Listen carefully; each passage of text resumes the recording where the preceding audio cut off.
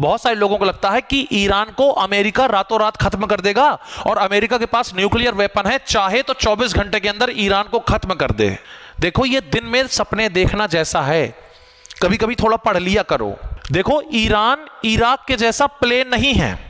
America ने जब सद्दाम हुसैन को पकड़ा था तो इराक में हमला कर दिया था, अपने टैंक उतार दिए थे, फौज उतार दी थी, क्योंकि इराक की जो जमीन थी वो सपाट थी, प्लेन थी।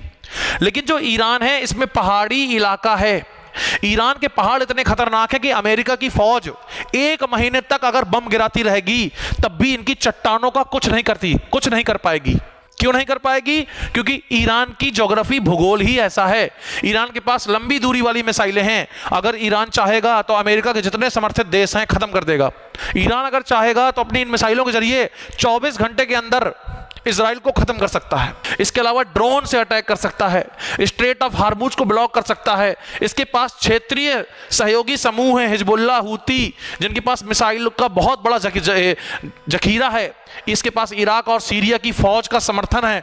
और सबसे इंपॉर्टेंट बात, जो ईरान है उसने अपने आप को इतना स्ट्रांग बना लिया है कि आज अमेरिका ईरान को कभी खत्म कर ही नहीं सकता।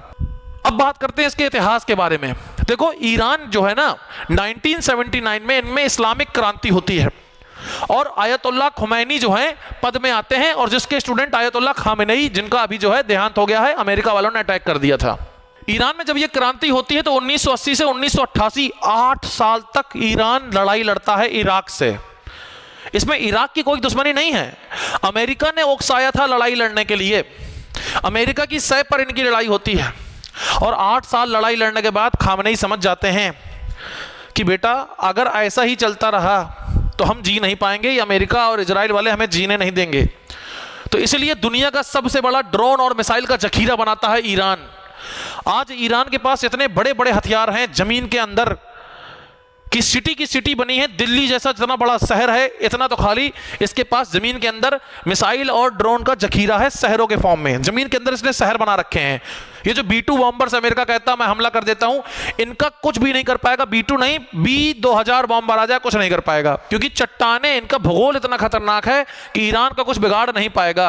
लोग सोचते हैं कंपैरिजन कर लो, अमेरिका के पास इतना सब कुछ ये है, ईरान के पास कम है। ये कंपैरिजन सिर्फ किताबों में है। जो जमीन होती है, लड़ाई जो होती है वो ग्राउंड में लड़ी जाती है। सोचो तालिबान का 20 साल में कुछ नहीं कर पाया, अमेरिका भाग गया। ईरान का क्या कर पाएगा? अगर आपको इतिहास देखना है तो भैया पर्सियन एम्पायर का इतिहास देखो। और ये जो क्या कहते हैं, आज जो सिया लोग हैं ईरान में बहुत पावरफुल हैं। जब इनका युद्ध हुआ था तब इन लोगों ने क्या किया था, इनके जो छोटे छोटे बच्चे थे वो माइंस जो बिछी रहती थी उनमें जाके कूद जाते थे और अपनी आर्मी के लिए रास्ता दिखाते थे। सोचो जिस देश के बच्चों में ये जिगरा है उस देश को कोई हरा नहीं सकता। याद रखिएगा, देश जब हारता है, जब अंदर से कमजोर होता है, देश के नेता देश को खाते हैं। और जब देश के नेता मजबूत होते हैं ना, तो चाहे उनकी जान चली जाए, देश हारता कभी नहीं है।